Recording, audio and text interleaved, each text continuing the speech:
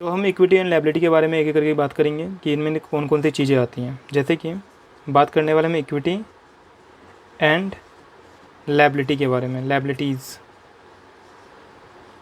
ठीक है, तो सबसे पहले जानते हैं इक्विटी क्या होता है। देखो, इक्विटी जो होता है ना, ये लायबिलिटी है, और ये किसकी लायबिलिटी होती है? शेयर होल्डर के अगेंस्ट में जो लायबिलिटी होती है, यानी सिंपल तौर पे अगर कहा जाए तो ये इंटरनल लायबिलिटी होती है ये। ठीक है ना, equity is liability towards share holder, share holders. देखो, ये जो लायबिलिटी है वो किसकी है? शेयर होल्डर के जो लायबिलिटी है वो है। ठीक है, और ये जो लायबिलिटी होती है ये इंटरनल लायबिलिटी होती है, इंटरनल लायबिलिटी। ठीक है ना, दूसरी बात करते हैं हम इस लायबिलिटीज़ की कि लायबिलिटीज़ में क्या होता है। देखो, ये जो लायबिलिटीज़ होती है ना, ये होती हैं external liabilities, means external liabilities. ठीक है, जिसमें जो भी लायबिलिटी है वो सारा का सारा आएगा। ठीक है ना, जैसे for example non current liability, ठीक है, और दूसरा करंट लायबिलिटीज़। तो इनमें जो भी लायबिलिटीज़ आएगा वो सारा का सारा क्या होगा? एक्सटर्नल लायबिलिटी होगा, या सिंपल वर्ड में से हम आउटसाइडर लायबिलिटी बोलते हैं, आउटसाइडर लायबिलिटी। ठीक है, अब इसमें क्या है, जब हमने इक्विटी एंड लायबिलिटी के बारे में मैंने बताया था, तो मैंने कहा था इक्विटी एंड लायबिलिटी के अंदर सबसे पहला हेड जो होता है हमारा वो शेयर होल्डर फंड होता है। और शेयर होल्डर फंड में हमारे पास 3 उसके सब हेड थे। कौन कौन से? शेयर कैपिटल, शेयर कैपिटल था, रिजर्व एंड सरप्लस था, और एक था हमारा money receive against share warrant, ठीक है ना। तो ये 3 बातें हमने पढ़ी थी शेयर होल्डर फंड में। और यहाँ पे अब हम जानेंगे भाई शेयर कैपिटल में कौन कौन सी चीज़ें आती हैं, रिजर्व एंड सरप्लस में क्या क्या आएगा, और money receive against share warrant में क्या आएगा। ठीक है, तो बात करते हैं हम सबसे पहले शेयर कैपिटल के बारे में।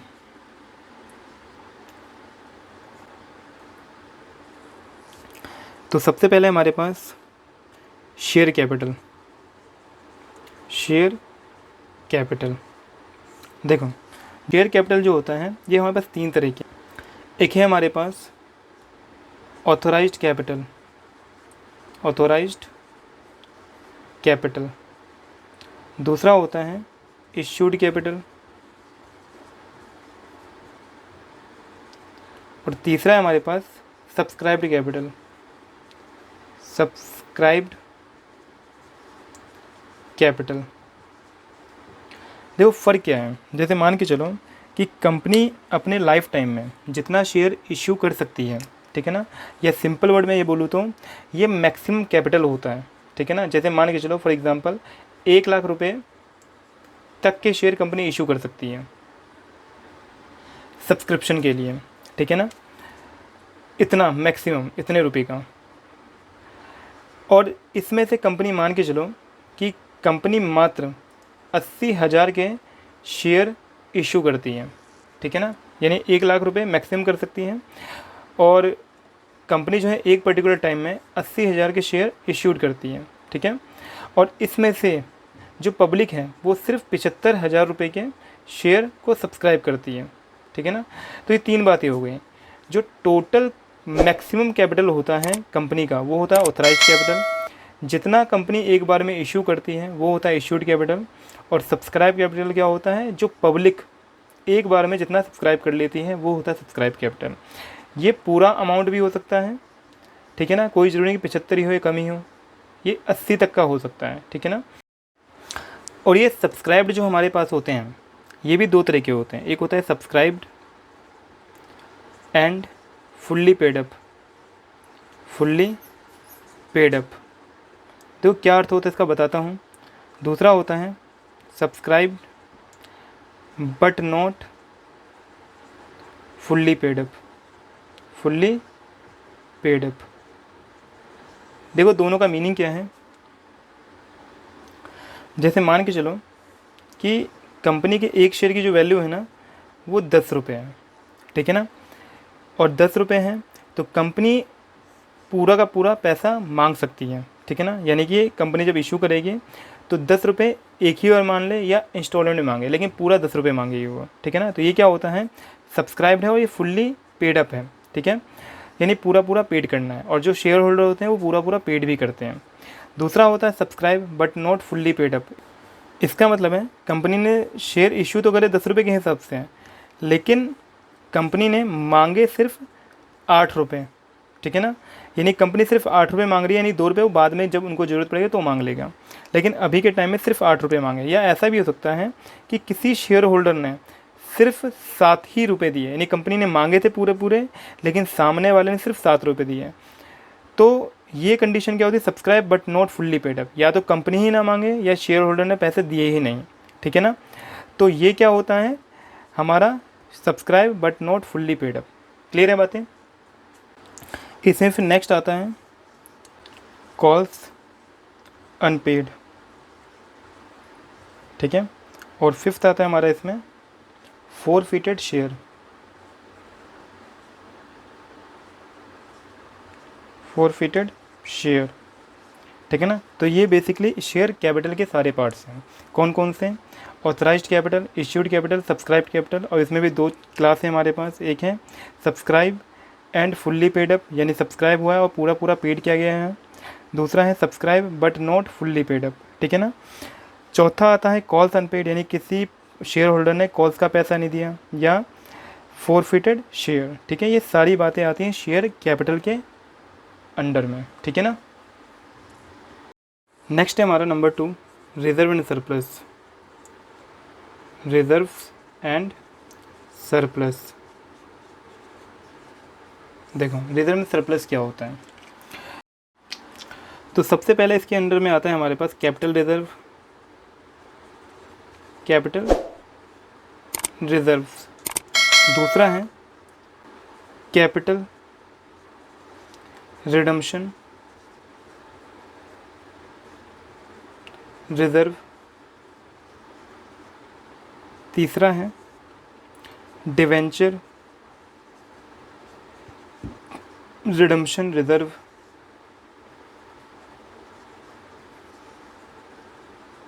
ठीक है। चौथा है सिक्योरिटी प्रीमियम रिजर्व। सिक्योरिटी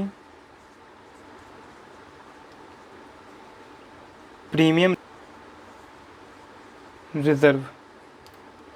पांचवा है रीवैल्यूएशन रिजर्व। Revaluation reserve. छठा है ऑप्शन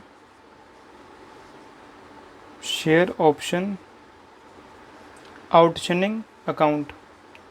आउटस्टैंडिंग अकाउंट। फिर सातवां है other reserve.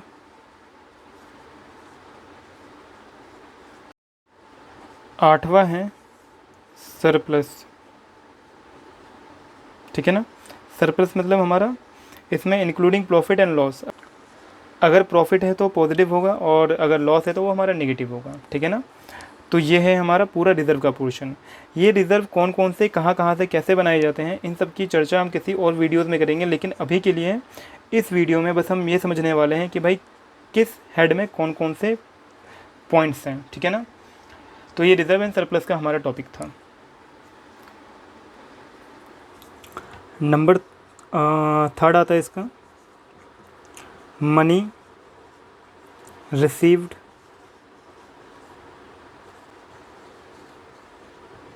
Against share warrant. ठीक है ना। देखो क्या मतलब है इसका। ये वो फाइनेंशियल इंस्ट्रूमेंट्स होते हैं जिनको हम ईज़िली कन्वर्ट कर सकते हैं शेयर्स में। ठीक है। तो क्या क्या कहते हैं इसमें कि these are financial instrument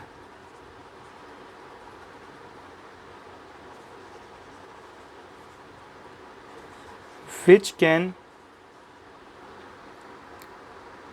be converted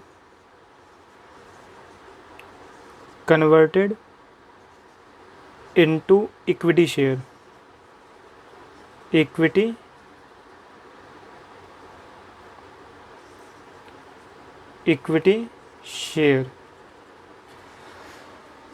ठीक है ना।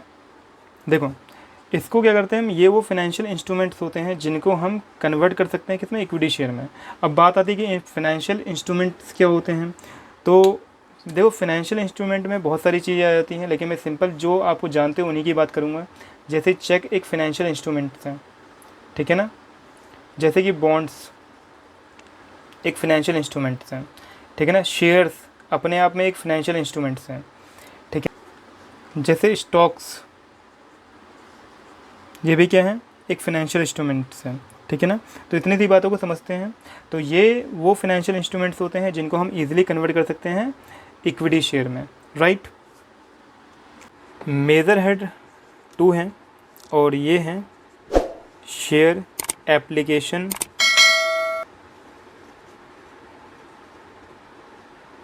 Money pending allotment. देखो क्या मतलब होता है इसका, सिंपल से वर्ड में बात करेंगे भाई क्या है ये। तो इसके बारे में पहले कुछ लिखते हैं फिर बात करते हैं क्या है।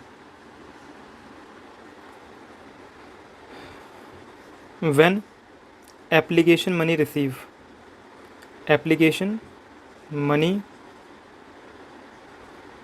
Is receive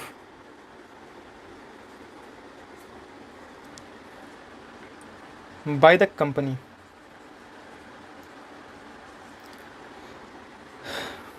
but date of allotment falls after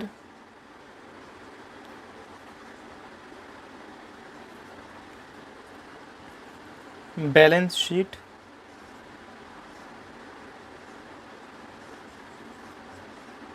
date. In such a case, application money pending allotment will show as follow। ठीक है, देखो क्या मतलब है इसका। कहता है यहाँ पे कि application money is received by the company but date of allotment falls after balance sheet date. क्या मतलब है कि कंपनी ने एप्लीकेशन मनी का पैसा रिसीव कर लिया है। जब कंपनी शेयर इशू करती है तो एप्लीकेशन का पैसा कंपनी रिसीव कर लेती है और अलॉटमेंट ड्यू होता है, लेकिन ड्यू जो होता है ना वो बैलेंस शीट डेट के बाद, यानी कि बैलेंस शीट यानी फाइनल अकाउंट बनाने के बाद अलॉटमेंट का ड्यू डेट आता है। कहता है in such a case application money pending allotment will shown as follow. यानी कि इस केस में क्या होता है कि हम इसको कैसे शो करते हैं। तो देखो बात क्या है, थोड़ा तक और क्लियर करने के लिए एग्जांपल लेते हैं। जैसे मान के चलो कि 1 फरवरी 2021 है, आज कंपनी ने एप्लीकेशन का पैसा रिसीव किया, ठीक है ना।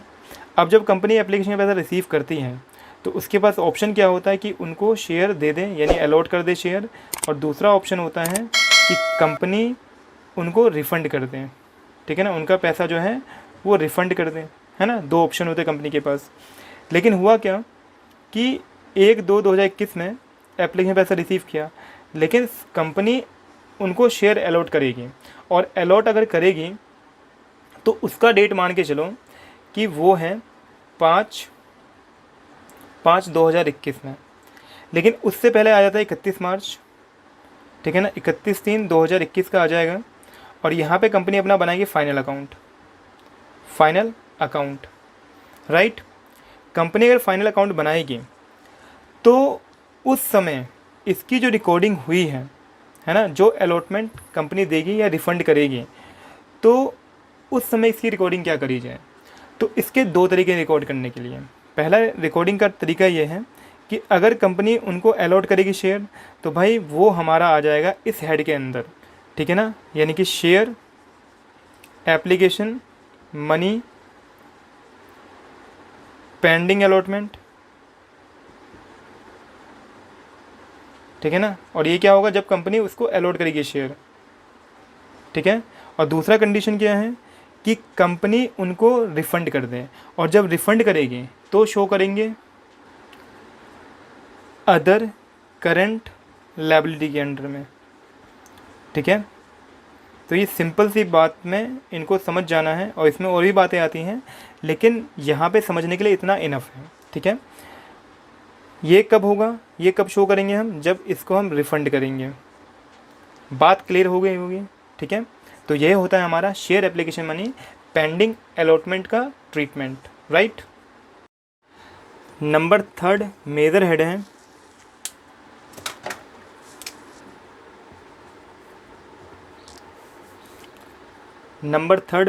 है नॉन करंट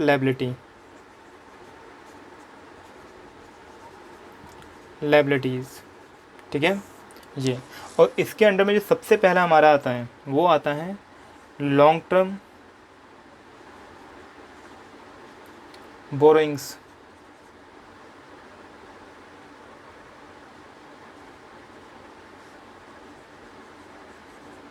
ठीक है। तो बात करते हैं लॉन्ग टर्म बोरिंग्स में कौन कौन से हमारे पास पॉइंट्स हैं। तो सबसे पहले बॉन्ड्स एंड डिवेंचर, ठीक है।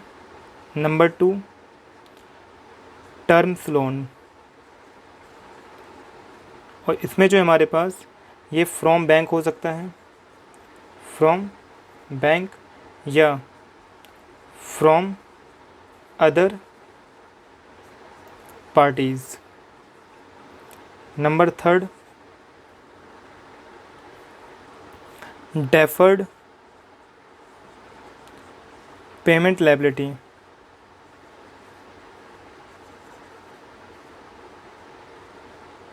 नंबर 4 डिपॉजिट, ठीक है। Number 5 loans and advance from related parties. Number 6 long term मैच्योरिटीज़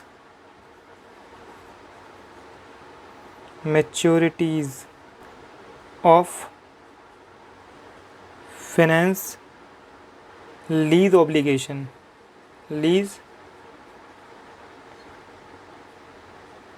obligations, ठीक है।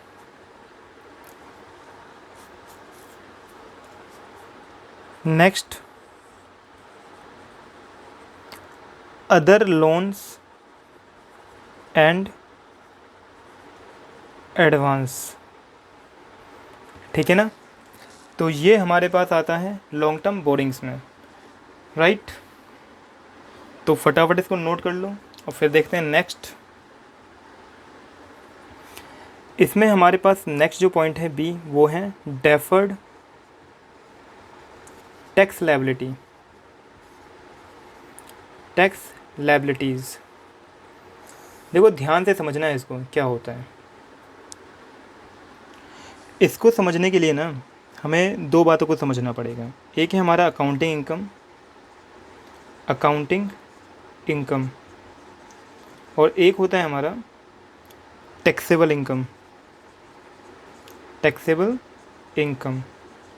देखो अकाउंटिंग इनकम क्या होता है। अकाउंटिंग इनकम जो होता है it is calculated by accounting principle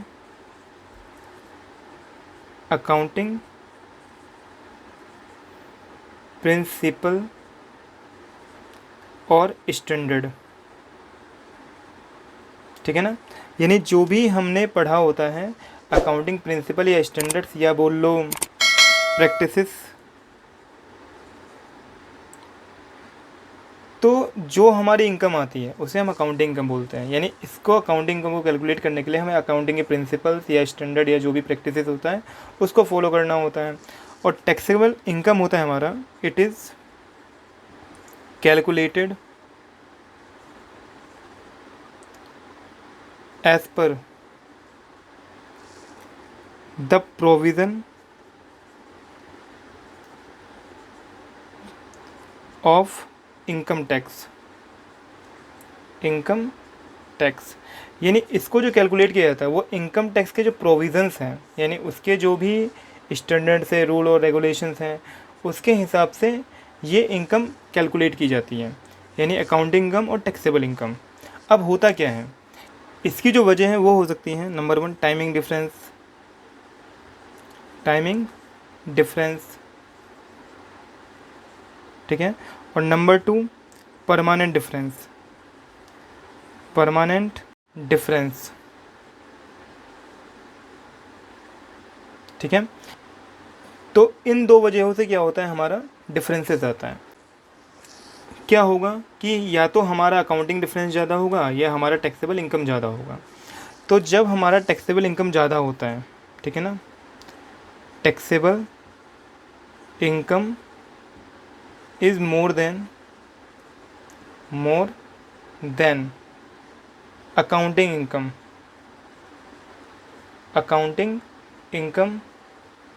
तो उस समय क्या होता है, जब अकाउंटिंग हमारा लेस देन होगा तो उस समय होता है हमारा डेफर्ड टैक्स लायबिलिटी, ठीक है ना। It is the result of, it is the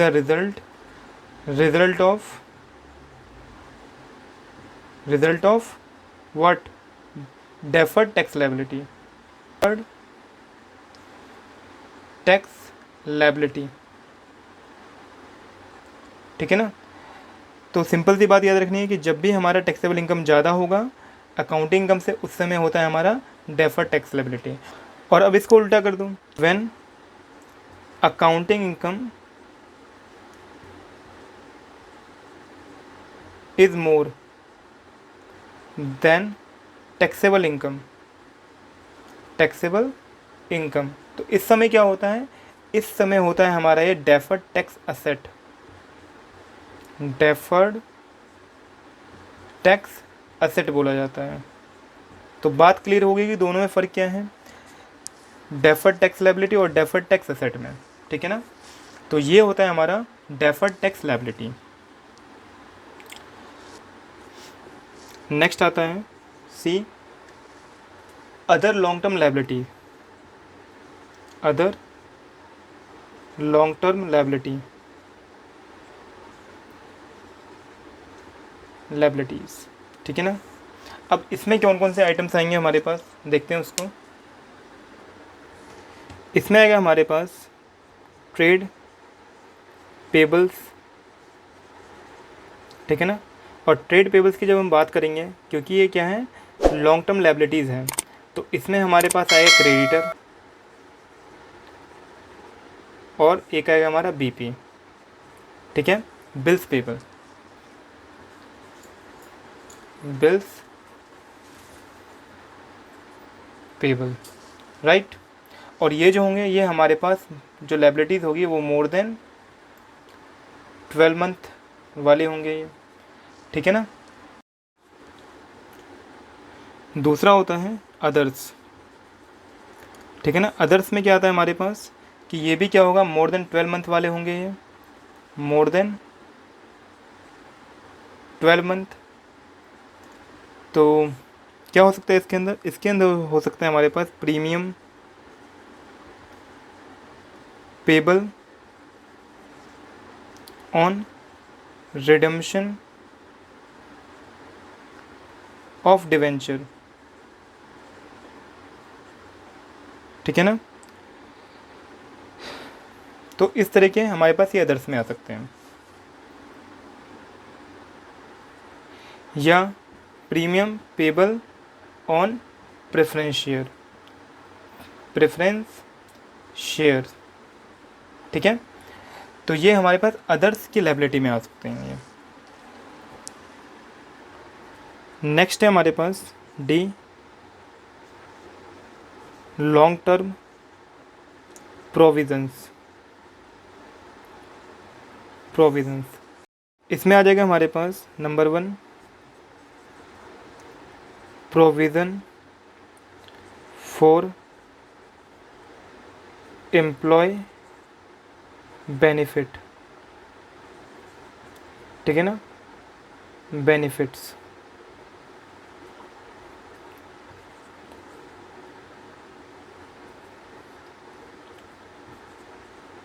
benefits, ठीक है।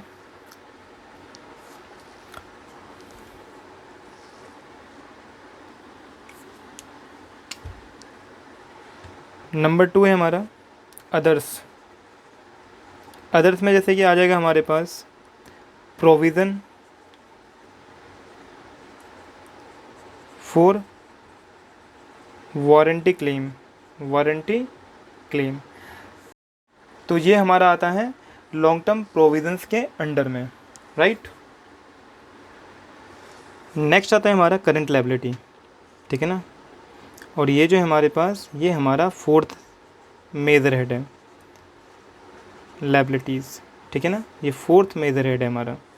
अब इसमें क्या क्या आता है, इसमें सबसे पहले हमारा आता है शॉर्ट टर्म बोरिंग्स,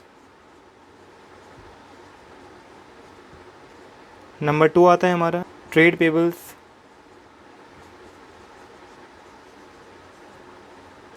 नंबर 3 आता है अदर करंट लायबिलिटीज़, नंबर 4 आता है इसमें हमारा short term provisions, short term provisions, ठीक है ना। तो बात करते हैं सबसे पहले शॉर्ट टर्म बोरिंग्स की। तो सबसे पहले हमारे पास क्या है, शॉर्ट टर्म बोरिंग्स सबसे पहला है, मतलब कि ए वाला हेड होगा हमारा शॉर्ट टर्म बोरिंग्स। देखो इसमें क्या आएगा, इसमें हमारे पास आएगा, और शॉर्ट टर्म की बात कर रहे हैं तो ये विद इन 12 मंथ हमें पेमेंट करना होता है। तो लोन रीपेबल ऑन डिमांड, और ये जो होगा ये हमारा फ्रॉम बैंक हो सकता है, और ये हो सकता है हमारा फ्रॉम अदर पार्टीज़, ठीक है। डिपॉजिट्स नेक्स्ट हो सकता है हमारे पास loan and advance from related party, related parties, ठीक है, या कोई अदर लोन एंड एडवांस, ठीक है ना। तो ये जो हमारा ये शॉर्ट टर्म बोरिंग्स में आ जाता है हमारा। नेक्स्ट है ट्रेड पेबल्स।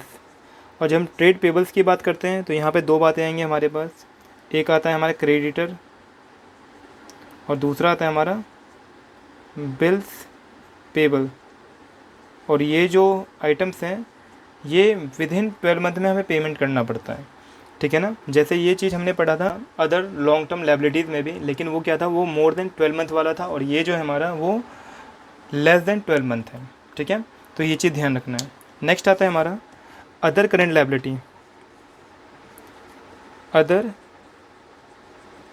करंट लायबिलिटीज़, ठीक है।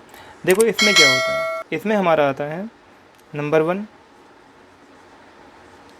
Current maturities of long terms debt, यानी कोई मैच्योरिटीज़ हैं जो लॉन्ग टर्म डेट का है। नेक्स्ट हो सकता है current maturities of finance lease obligation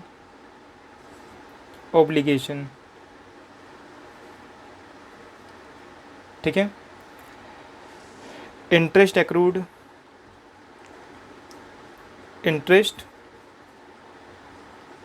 accrued and due on borrowings, ठीक है ना। नेक्स्ट है इनकम रिसीव्ड इन एडवांस, और नेक्स्ट है अनपेड डिविडेंड, ठीक है ना, अनपेड डिविडेंड्स। तो ये हमारा आता है अदर करंट लायबिलिटीज़ के अंडर में। एंड लास्ट हमारा जो मैंने बताया था अभी, application money received and refund, ठीक है ना। यानी यहाँ पे रिफ़ंड की बात की थी मैंने कि एप्लीकेशन मैंने क्या पैसा रिसीव कर लिया है, लेकिन उसको क्या करेंगे हम, रिफ़ंड करेंगे। तो वो मैंने वहाँ पे बता दिया था कि अदर करंट लायबिलिटी के अंडर में आएगा, तो ये यहाँ पे हमारा आ जाता है, ठीक है ना। लास्ट है हमारा शॉर्ट टर्म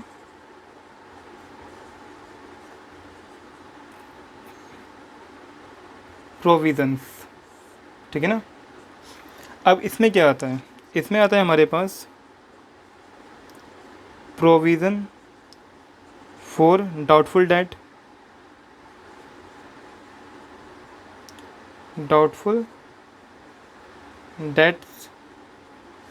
नेक्स्ट आ सकता है हमारे पास प्रोविज़न फॉर टैक्स,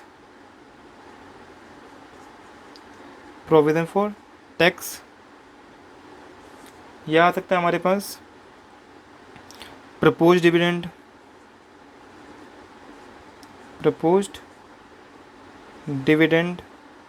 नंबर 4 है प्रोविज़न फॉर एक्सपेंसेस।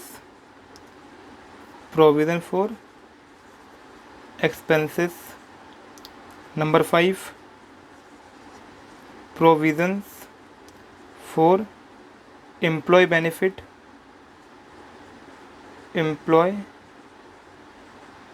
बेनिफिट्स, और लास्ट है हमारा अदर प्रोविज़न्स, ठीक है।